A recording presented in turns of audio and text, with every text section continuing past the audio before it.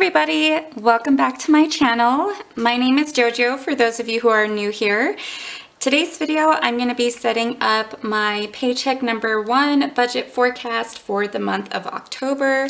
I have right here my calendar and my paycheck budget sheet. This is what we'll be working our way through. But before we hop over to our highlighting and filling out the paycheck budget sheet, for those of you who have been following, it's a new month. I have a word of the month. I practice yoga. That's really where this word of the month came from, that I've been using for the past 2 years or so since I started yoga. It's just something to help me connect my mind, my body, and my spirit, to be more intentional during my time on the mat and during my shavasana, and then also to implement that sort of yoga mindset into my day-to-day life and have that word to focus on when I may be feeling a little less yoga-ish. So the word that I'm choosing for the month of October is balance. And I'm a Libra. I just had a birthday, so I'm all about balance. If my life is not balanced, it really affects me emotionally quite a bit. And that's just something with a budget. You know, you want to have a balanced budget, but also thinking about what I'm spending my money on, because we are on a debt-free journey, but it's a journey. It's not going to be a few months, then we'll be done with this process. We are looking to get out of our consumer debt within the next 12 to 18 months. And then our next focus is going to be our mortgage. And so that's going to be years. And I want to make sure that even though we're being more intentional with our money, that it's a balanced budget, not just that the numbers balance out, but that each part of our lives that the budget needs to serve is being addressed. So, time with our family, vacations, time for ourselves, maybe for pampering, eating out, entertainment, food, making sure we're buying the foods that we enjoy, that are quality, that are good for us.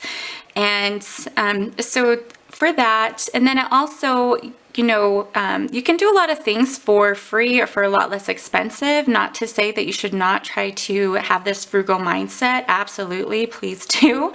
But, I notice when I start a new project, I dive in head first, and I can sometimes focus so much on that one goal or that one project, that new project, that other things don't get maintained as well in my life. So I'm a mom, I work 3 days a week, 10-hour shifts, and I have 3 kids. I'm married, so I'm a wife, and I'm also a woman, and so I have all those different parts of me to maintain and keep whole. So that's my goal, my intention moving into October, is to be balanced in my budget and in my life. All right, guys, let's get moved over to the calendar and we'll get started. Okay, here we are at my repurposed household calendar, and I've already filled out all of my fixed expenses on this calendar. That's all that's included on here, and I use this handy dandy index card to help me plug in all of this information, and in parentheses it has the expected amount of each bill. So what I do, just following the Budget Mom principle, is highlight everything. My income gets a nice little happy cloud. Thank you, Bob Ross. And I just highlight all of the bills that paycheck is going to cover. And then we have income number 3 that is expected to come in right here. And so income number 1, or payday 1, paycheck 1, is expected to cover all fixed expenses from October 9th until October 22nd. This just gives me a nice visual. I did my week 3 check-in yesterday, and I check off the boxes. So if something is expected to come out and has not yet come out, when I'm doing my weekly check-in, filling out my transaction log, I have this as a quick reference before I get too far into the transaction log, the paycheck budget sheet, that sort of thing. I'll get you guys switched over now to the paycheck budget sheet where we crunch all the numbers. All right, here we are at my paycheck budget sheet. These sheets are available on my Etsy shop if you like the look of them and feel like they would be helpful for you. This is for paycheck number 1. The dates that it is going to cover, again, is going to be from October 9th until October 22nd. That is just crazy, you guys. I feel like once we hit October, then next thing you know it's the new year. Which honestly, I'm in the mood for some celebration, and a refreshing new year would be fantastic. Okay, so income number 1, it gets direct deposited on Thursdays every other week. So I expect it to be deposited on the 8th. And the expected amount is $2,870. Income number 2 gets deposited on the 9th, and it's $1,000. Income number 3 should be coming on deposited on the 21st, and it's $915. And then we don't have any rollover because if we zero out paycheck number 2, and all of that money, which is our cash flow, gets thrown at debt. So what we will do now is add up our expected income total. So we have the 3870 plus 915, $4,785 for paycheck number 1. 800. Oh. Of course, have to use whiteout already. You know what, actually, I really do not enjoy writing on whiteout, so you would think I would maybe be a little more careful, but I'm not. So we'll just put that to the side of it. Okay, now using my calendar and this index card, I can plug in when things are expected, what the bill is, and how much I expect it to be. When you add all these together, that comes to $1,143.87 for fixed expenses only. Now over here are my variable expenses. We have pets, we own a home. Again, I'm married, I have 3 kids. We like to eat out and go do fun things as a family. So those are the things that we include in our variable expenses. And we each have spending. So I enjoy crafting, and so I can spend my allocated amount on crafting supplies for my hobby.